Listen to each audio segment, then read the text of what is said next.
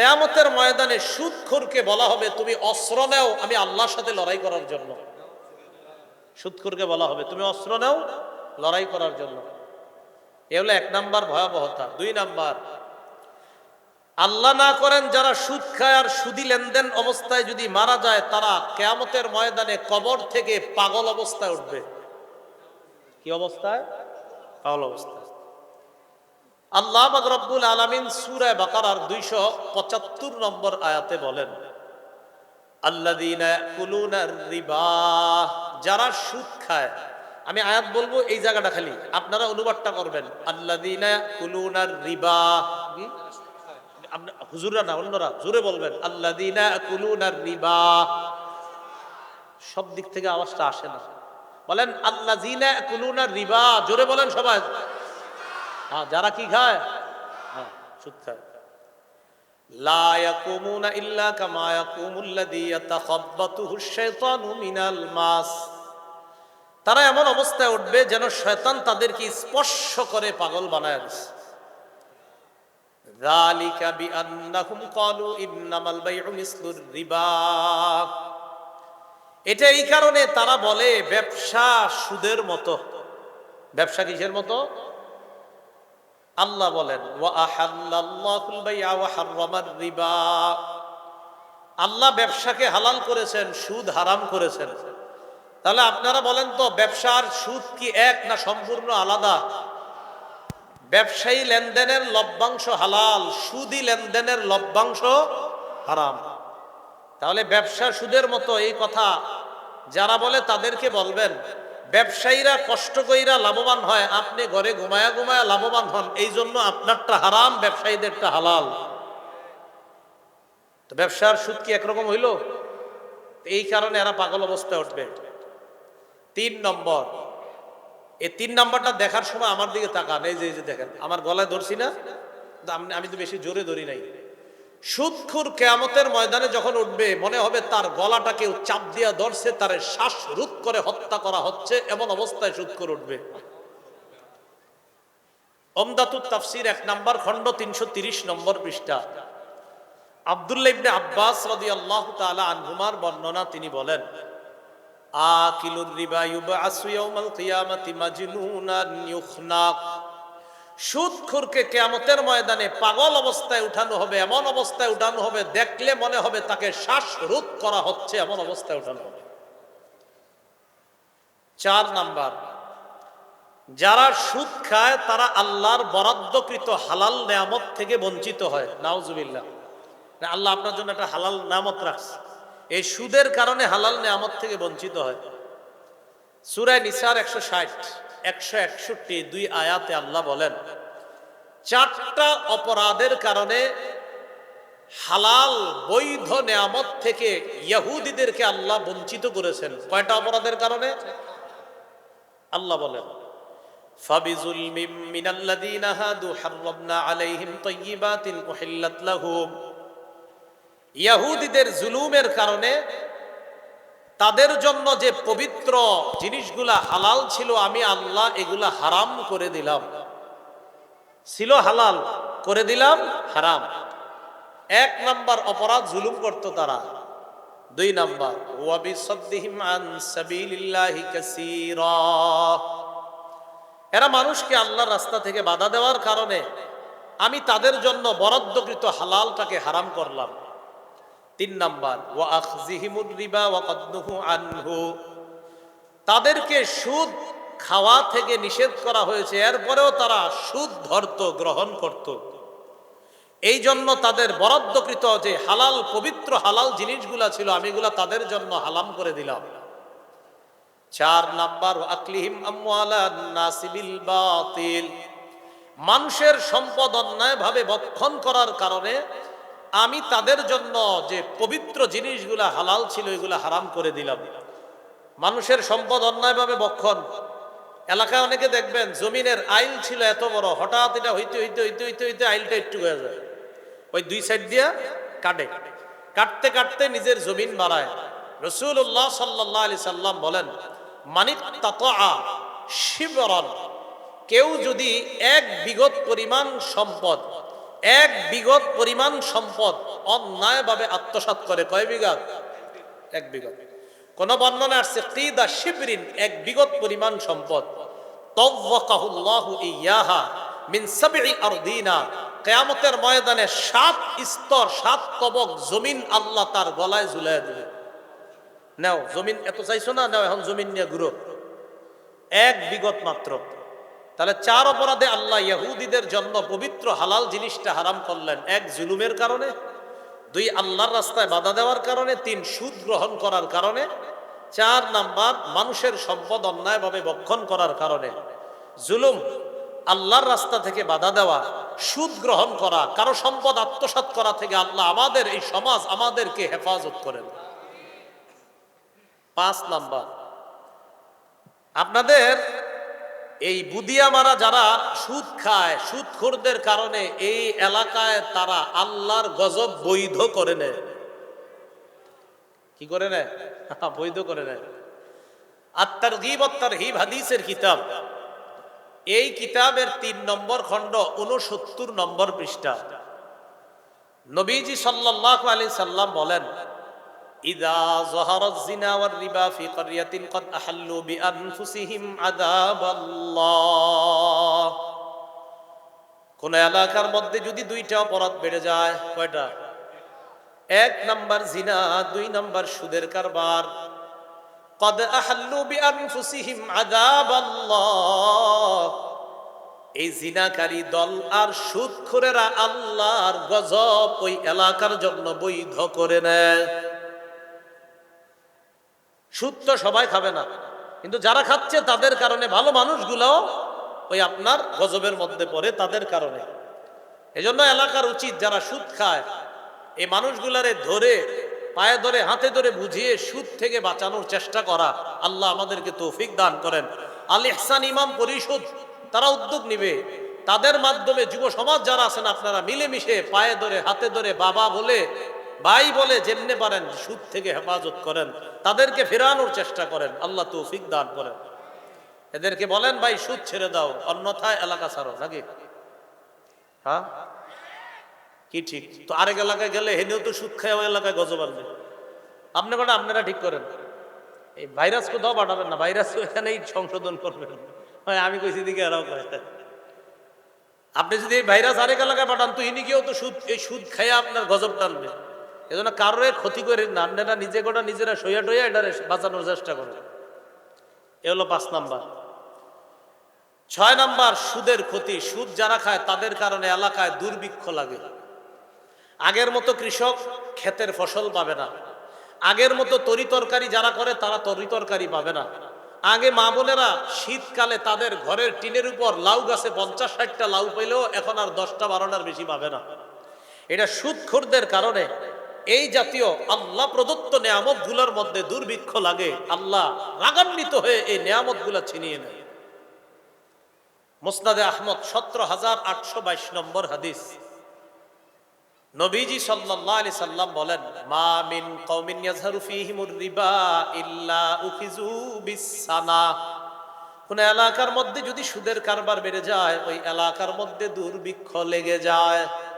সুদের কারবার বাড়লে এলাকায় কি লাগে? ও এই হাদিসে আরেকটা অংশ আসছে, কমুনি এটা আমাদের আলোচ্য বিষয় এটা না, বাকি বলে ফেলি। ওয়া মিন কওমিন ইয়াজহারু ফীহিমুর রিশা ওয়া ফী রিওয়ায়া রাশা। কোন এলাকার মধ্যে যদি ঘুষের কারবার বেড়ে যায় ইল্লা উখিযু বির-রুবি, ওই এলাকার শক্তিশালী সুটান দেহি পুরুষগুলাও কাপুরুষ হয়ে যায়। কাপুরুষ হয়ে যায়। ইসলামের কাজে স্বতঃস্ফূর্তভাবে আগে পাওয়া গেল, এখন হুজুর আপনি ডামনে করেন, যার যারটা হে করেন, আমার মতো আমার থাকতে দেন তো। ওই আসলে হের দোষ না, ওই ঘুষখোরদের কারণে এই সাহসী ছেলেগুলাও কাপুরুষ হয়ে যাচ্ছে। 7 নাম্বার, যারা সুদ খায় তারা পেটে সাপ ঢুকায়। সাপ, সাপ এমন এক প্রাণী, আপনারা কেমন ভয় পান জানি না। আমি দুনিয়াতেও আল্লাহ রেখে, আল্লাহ দুনিয়াতেও যেন আমি সাপ না দেখি, আখেরাতে তো নাই, দুনিয়াতেও যেন সাপ না দেখি। চিড়িয়াখানায় শিক্ষা সফরে গিয়ে যে খালি দেখছি স্ন্যাক্স লেখা আছে, মানে সাপের একটাও আছে, সবাই এটা দেখছে, আমি এটাও কিন্তু দেখি নেই, চিড়িয়াখানাও গিয়ে দেখিনি। এই আমি প্রায় দোয়া করি, আল্লাহুম্মা ইন্নী আউযু বিকা মিনাল হাইয়াতি কুল্লিহা, আল্লাহ সব ধরনের ছোট বড় যে কোনো সাপ থেকে আপনি আমারে বাঁচান। এটা দেখতেও চাই না, সুদখোররা পেটে সাপ ঢুকায়। ইবনে মাজাহ 2273 নম্বর হাদিসের বর্ণনা। রাসূলুল্লাহ সাল্লাল্লাহু আলাইহি সাল্লাম বলেন, আতাইতু লাইলাতান উসরিয়া বি আলা কওমিন, মেরাজের রাতে রওনা করলাম। মেরাজের রাতে একদল মানুষের কাছে আসলাম আমি। এসে তাদের দিকে তাকায়া দেখলাম, বুতুনহুম কাল বুয়ুত, তাদের পেটগুলা বিশাল বড় বাড়ির মতো, পেট বাড়ির মতো বাড়ি। ফিহা আল হাইয়াত তুরা মিন খারিজি বুতুনিহিম, আল্লাহ নবী বলেন বাহির থেকে দেখা যায় পেটের ভিতরে বিশাল বড় বড় সাপ দৌড়ায়। আমি প্রশ্ন করলাম, মানহা উলা ইয়া জিবরিল, জিবরিল এরা কারা? জিবরিল আমিন জবাব দেয়, হা উলাই আকালাতুর রিবা ইয়া রাসূলুল্লাহ, এরা হলো সুদখোরের দল, নাউজুবিল্লাহ, এরা সুদখোর, পেটে সাপ। 8 নাম্বার যারা সুদ খায়, আমরা মায়ের পেট থেকে দুনিয়াতে আসছি সবাই আলহামদুলিল্লাহ। 8 নাম্বার যারা সুদ খায়, আপন মাকে বিয়ে করে, অর্থাৎ আপন মায়ের সাথে ব্যভিচারের গুনাহ করে। ব্যভিচারের গুনাহ, ব্যভিচারের চেয়ে বড় গুনাহ, আপন মায়ের সাথে ব্যভিচারের চেয়ে বড় গুনাহ সুদ খাওয়া। ইবনে মাজাহ 2274 নম্বর হাদিস। রাসূলুল্লাহ সাল্লাল্লাহু আলাইহি সাল্লাম বলেন, আর রিবা সাবউনা হুবান আইসারুহা আইয়ান কিহার রাজুলু উম্মা, সুদের 70টা শাখা, নিম্ন শাখা হলো আপন মাকে বিয়ে করা। আমার আলোচনা এই এলাকার মারা যদি শুনে থাকেন, মা বোনরা কি মাহফিল শুনতেছে না আশেপাশ থেকে? মা বোনরা আমার আলোচনা শুনে থাকলে আপনার সন্তানরা আপনি বুঝান তিনি যেন সুদ না খায়। যেই সমস্ত বিবি যারা আছেন আমার আলোচনা শুনছেন, আপনি আপনার স্বামীকে বুঝান যে আপনি হালাল টাকায় পারলে কিছু ঘরে আইনেন, হারাম টাকায় কিছু আইনেন না। এখানে আপনারা অনেক মানুষ আছেন, যে ছেলেগুলো আছেন স্কুল কলেজ ভার্সিটি মাদ্রাসায় পড়েন, এই ছেলেগুলো আপনার বাবাকে বলেন, আব্বা হালাল টাকায় পারলে আমারে কিছু দিয়েন, হারাম টাকায় মাসে 12টা প্যান্ট শার্ট পাঞ্জাবি আমার লাগবে না। মেয়েগুলা যারা আমার আলোচনা শুনছেন আপনার বাবাকে বলেন, হারাম টাকায় আমার মাসে মাসে কসমেটিক্স লাগবে না আব্বা, হালাল টাকায় পারলে আমারে কিছু দিয়েন। আমি আশাবাদী কোন সন্তান তার বাবাকে যখন সুদ ছাড়তে বলবে, যারা পড়াশোনা করছেন আপনারা বাবাকে বলেন, আমার বই খাতার জন্য আপনি সুদ খাবেন কেন? আমি কষ্ট করে প্রয়োজনে আমি টিউশনি করবো, এরপরে আব্বা আপনি সুদ খায়েন না। এই কথা বলে বাবারে বুঝান। আপনার বাবা রাতে চিন্তা করতে বাধ্য হবে যে আমার সন্তান যাদের জন্য আমি সুদি টাকায় হাত দিছি তারা আমারে সুদ খাইতে না করে, আমার বিবি যার জন্য আমি সুদে হাত দিছি আমার বিবিও আমারে সুদ খাইতে না করে, আমার মা আমারে সুদ খাইতে না করে। ইনশাল্লাহ আমি আশাবাদী এই মানুষটা সুদ থেকে ফিরে আসবে, আমার মন বলছে। কারণ তার পরিবারের মানুষগুলা যখন তাকে বলবে আপনি সুদি টাকায় হাত দিবেন না, তখন সে বুঝবে যে দুঃখে কষ্টে এই পরিবার আমার পাশে থাকবে, এটা সে বুঝবে। কি বলেন, এরকমের হিম্মত করা যায় না ইনশাআল্লাহ? যে কোনো পরিবারের মধ্যে এই জাতীয় ঘটনা থাকলে বাবারে বুঝান, পরিবারের প্রধান যিনি তাকে বুঝান। আল্লাহ সুদ থেকে পুরো সমাজকে হেফাজত করেন। সুদের ভয়াবহতা, 9 নম্বর ভয়াবহতা, যারা সুদ খায় তারা দুনিয়া আখেরাত বরবাদ করে। দুনিয়া আখেরাত বরবাদ। ইউটিউবার ভাইরা আপনাদের কত না করি, এত পরিমাণে আমার বয়ান রেকর্ড করেন না, এই যে মানুষগুলা দেখতে শুনতে চাইতেছে। আমি মাহফিলে আসি, মূল নিয়ত থাকে মানুষ আমার কথাগুলো শুনুক, কিছু শিখুক, বিশ্বাস করেন এই নিয়তে আসে। কারণ আপনারা এত পরিমাণে বারবার ওই লোকগুলা বলতেছে আপনাদের, এই জন্য আমি তো আপনার আমার পরে আলোচক তো আছে, আপনার ভাই আছে, আশরাফ হিসাবও আছে, ওনারা আসে, ওনারা তো সবসময় আসে না, আমার তো প্রায় পান। আচ্ছা যাক, কিছু বললেন না, থাক থাক থাক থাক, ঠিক আছে, পরবর্তী সংশোধন হবে ইনশাআল্লাহ। আজকে আসছেন ঠিক আছে, এইভাবে এত পরিমাণে আপনারা আসলে এই মানুষগুলা দেখতে অসুবিধা হয়। পরে যারা আপনার আয়োজক এদেরকে বলে, হ্যাঁ আপনারা কিছু কর নাই, আয়োজকরাও ঝামেলা করে আয়োজকদেরকে এই শ্রোতাদের মধ্য থেকে। কারণ আয়োজকরা তো কিছু আপনাদেরকে বলবে না, কারণ এটা মানবিক খাতিরে কিছু বলে না।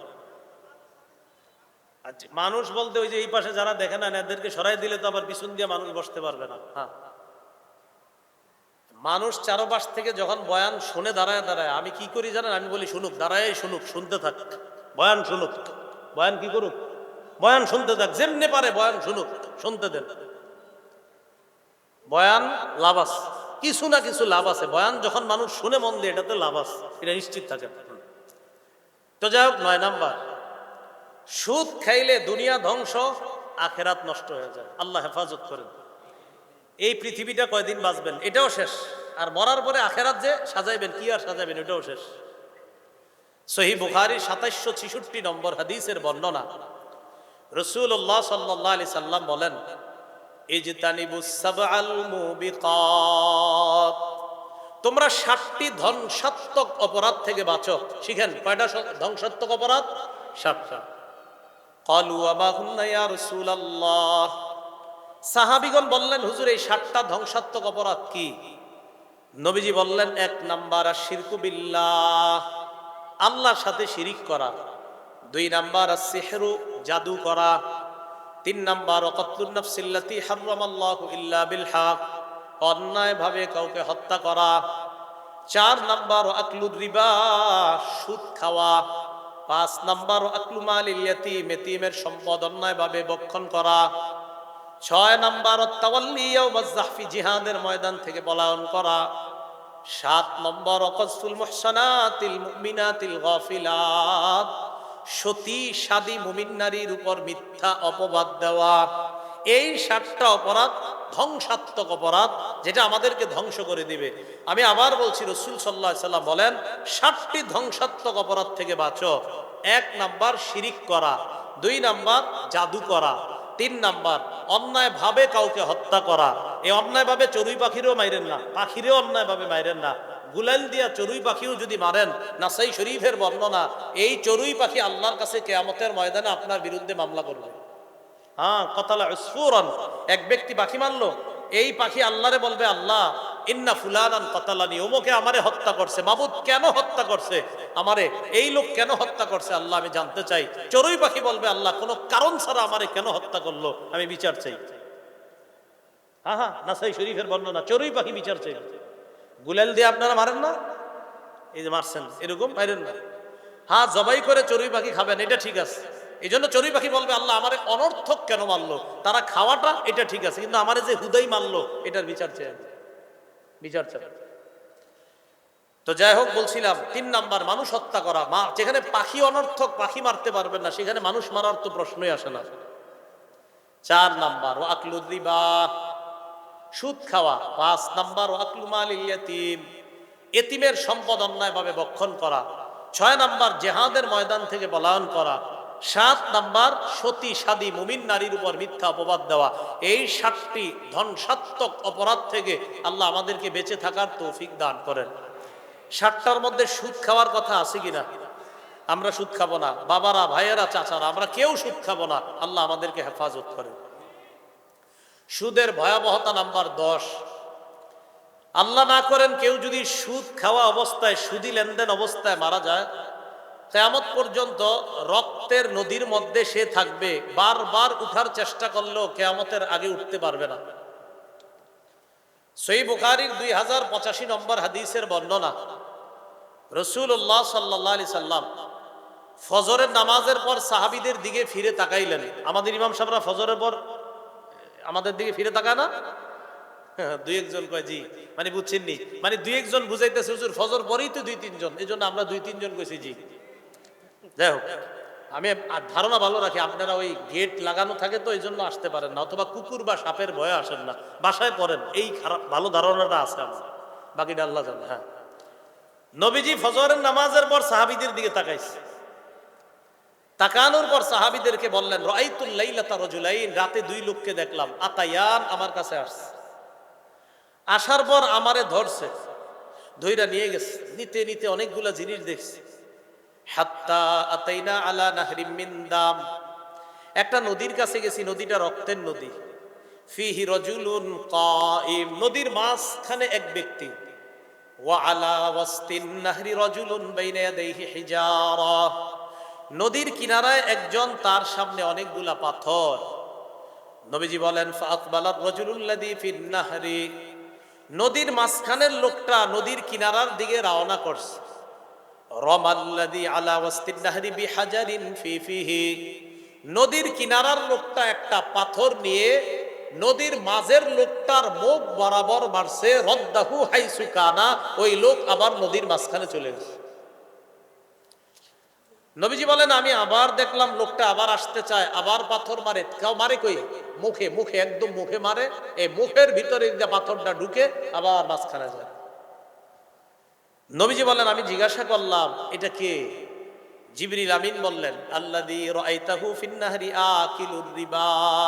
হুজুর, যারে আপনি রক্তের নদীতে দেখলেন এটা হলো সুদখোর। নাউজুবিল্লাহ। 11 নাম্বার ভয়াবহতা, যে ব্যক্তি সুদ দেয়, যে সুদ খায়, যে সুদের কারবার লেখে। বলেন তো কি করে? সুদের কারবার লেখে। লেখে বলেন কি করে? এটা 3 বার কর। সুদের কারবার লেখে, এটা 3 বার কর। কি করে? আবার কর। কি করে সুদের কারবার? এটা 3 বার কেন কইলাম? রাতে ঘুমায়া ঘুমায়া শুয়ে শুয়ে চিন্তা করবেন।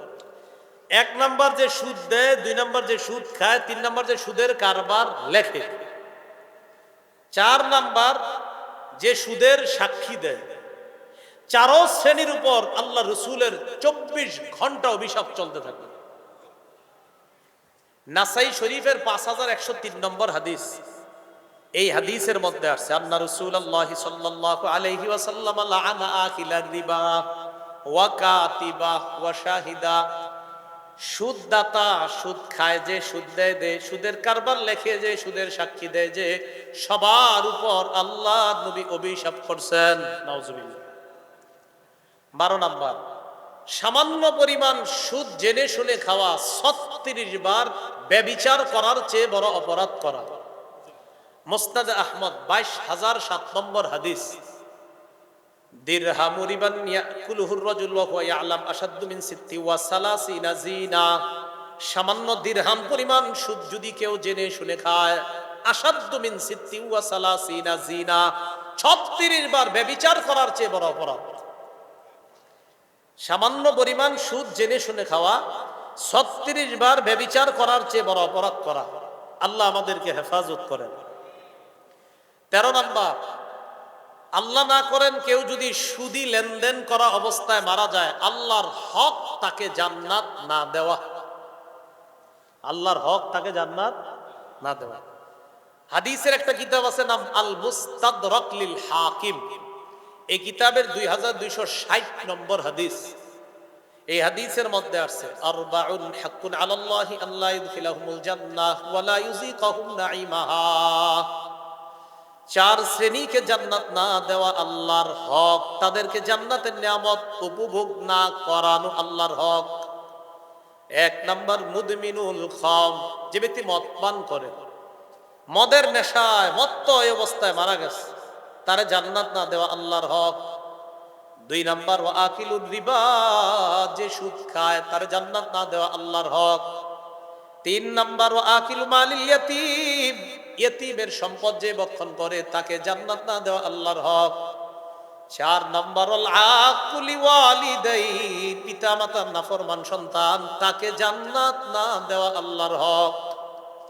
শরাব পান করে, সুদ খায়, এতিমের সম্পদ ভক্ষণ করে, মা বাবার নাফরমান সন্তান, এই 4 শ্রেণীকে জান্নাত না দেওয়া আল্লাহর হক। আল্লাহ আমাদেরকে 4টা অপরাধ থেকে বাঁচার তৌফিক দান করুন। 14 নাম্বার, কিয়ামতের আগে 3টা অপরাধ বাড়বে খুব বেশি। এর মধ্যে একটা সুদ। এই সুদ বেড়ে যাওয়াটা উম্মতের জন্য গজবের কারণ হবে। আত-তারগীব ওয়াত তারহিব কিতাবের নাম 3 নাম্বার খণ্ড 70 নম্বর পৃষ্ঠা। রাসূলুল্লাহ সাল্লাল্লাহু আলাইহি সাল্লাম বলেন বাইনা ইয়াদাইস সাআ যুহারুর রিবা ওয়াজ জিনা ওয়াল খাম। কিয়ামতের আগে জিনা বাড়বে, সুদ বাড়বে, মদ বাড়বে। এই মদ মানে শুধু মদ না, মাদক দ্রব্য যত আছে, ইয়াবা, বাবা, গাঁজা, আফিম, কানাডার রাই, মাস্তুদ, শ্যাম্পেন যা আছে সব হারাম। এই সবগুলা বাড়বে কিয়ামতের আগে। তো এর মধ্যে সুদ আছে, জিনা আছে। 15 নাম্বার, রাসূলুল্লাহ সাল্লাল্লাহু আলাইহি সাল্লাম বলেন সুদখোর দেখে যে সুদ বাড়ে, আসলে শেষ পরিণতি খুব ভয়ঙ্কর হবে তার। নবীজি বলছেন শেষ এটা কমার দিকেই যাবে। সে না হয় তার পরবর্তী প্রজন্ম বিভিন্ন দিক থেকে বিশাল পেরেশানির মধ্যে পড়ে এই সুদ যে কমবে এটা তারা দেখতে পাবে। ইবনে মাজাহ 2279 নম্বর হাদিস। রাসূলুল্লাহ সাল্লাল্লাহু আলাইহি সাল্লাম বলেন মা আহাদুন আকসারা মিনার রিবা ইল্লা কানা আকিবাতু আমরিহি ইলা কিল্লাহ। কোন ব্যক্তি দেখে সুদ বাড়ে, কোন ব্যক্তি সুদের টাকা বাড়ায়, নবীজি বলেন তোমাদের মধ্যে যারা সুদের টাকা বাড়ায়, সুদের অর্থ বাড়ায়, তার শেষ পরিণতি কমা, এটা তার জানায়া দিবা। শেষ পরিণতিটা কম, এটা নিশ্চিত, কোনো সন্দেহ নাই। এই জন্য এই সুদখোর দুনিয়াতে নিজে তো বিপদে পড়ে, পরবর্তী প্রজন্মকেও বিপদে ফেলা যায়। আল্লাহ আমাদেরকে সুদ থেকে বাঁচার তৌফিক দান করেন। 16 নাম্বার, রাসূলুল্লাহ সাল্লাল্লাহু আলাইহি সাল্লাম বলেন কিয়ামতের আগে মানুষ সবাই সুদ খাবে। হ্যাঁ, এমন একটা জামানা আসবে সবাই কি খাবে? সুদ খাবে। এটা আবার কেমন কথা? আবু দাউদ শরীফের 3331 কত হয়? 3331, কত হয়? এটা মনে রাখেন, এটা আরেকজন জানাইবেন। 3331 সংখ্যাটা কিরকম? 3331 33331, এই ঠিক না? এই হাদিসের মধ্যে রাসূলুল্লাহ সাল্লাল্লাহু আলাইহি সাল্লাম বলেন লা ইয়াতিয়ান্না আলান নাসি জামান লা ইয়াবকা আহাদুন ইল্লা আকালার রিবা। মানুষের উপর এমন একটা সময় আসবে যখন এমন কেউ বাকি থাকবে না যে সুদ খাবে না, সবাই সুদ খাবে। এবার নবী বলেন ওয়া ইল্লাম ইয়াকুলহু, যদিও ডাইরেক্ট না সুদ খায়, যদিও ডাইরেক্ট সুদ না খায়, আসাবাহু মিন বুখারিহি, সুদের হাওয়া তার গায়ে লাগবে। প্রথম বললেন সবাই সুদ খাবে, নবী কয় সবাই যদিও না খায় সুদের হাওয়া তার গায়ে লাগবে। এটা কেমনি জানেন? এক ঘরে আপন ভাই আছে 5 জন, 3 ভাই সুদ খায়, 2 ভাই খায় না। 3 ভাই খায়, 2 ভাই খায় না। ওই 3 ভাই একবার সুদের আপেল ভাইয়ের কাটটা খাওয়া সামনাসামনি দিছে, না খায়া তো উপায় নাই, ভাইজান খান নেন। 3 সুদখোর, সুদ নাখোর 2 ভাইরে দিছে। তো এরা এই যে খায়া লাইছে, এরা কিন্তু জানে না এটা যে সুদের টাকায়, কিন্তু ওই ব্যক্তি সুদের টাকায় আপেলটা খাওয়াইছে, কিন্তু হে জানে না। না যায় না, তার জন্য গুনাহ হবে না। ওই 2 ভাই যিনি খাইছে এদের জন্য গুনাহ হবে না, কারণ এরা তো জানে না এটা সুদের টাকা, কিন্তু সুদের হাওয়া কিন্তু ভিতরে ঢুকে গেছে। এই সুদের হাওয়া। 5 টাকার চা খাওয়াই দিলাম আপনারে, এই 5 টাকা সুদের ছিল। তা আপনি যদিও সুদ খান না, আপনি এটা হাদিয়া মনে করে খেয়েছেন, মনে করছেন না কোনো সমস্যা হবে না, আমারে দিছে, কিন্তু আপনার পেটে 5 টাকা ওটা সুদের টাকা ছিল, এই আপনার ভিতরে হাওয়া ঢুকে গেছে। এই জন্য দেখবেন ইবাদত যখন করবেন মজা পাবেন না। 3 ওয়াক্ত মজা পাইছেন, মাগরিবে মজা পান না। ঘটনা কি, ইমাম সাহেবের কাছে গেছেন, হুজুর নামাজে মজা পাচ্ছি না। ইমাম সাহেব কয় আসরের পরে কিছু খাইছেননি? কয় খাইছিলাম তো, গিরিলাম নান একজন খাওয়াইছে। তো হুজুরে কয় কোন সমস্যা মনে ঢুকছে? কয় এটা আবার কি কইলেন? ইবাদতের সাথে সমস্যার কি সম্পর্ক? হুজুর তখন দলিল দেয়া যায়, তা আল্লাহ কোরআনে বলছে কুলু মিনাত তাইয়্যিবাত ওয়া আমালু সলিহা, হালাল খাও, এরপর নেক আমল করো। নেক আমলের পূর্ব শর্ত হালাল খাওয়া। এজন্য আপনি হয়তো আপনার মতে হালাল খাইছেন, কিন্তু আপনি তো জানতেন না, না জানি কেউ আপনার ভিতরে হারাম ঢুকাইয়া দিছে, তাই নেক আমলটা কইরাও আপনি মজা পাচ্ছেন না। কি পাচ্ছেন না? মজা পাচ্ছেন না।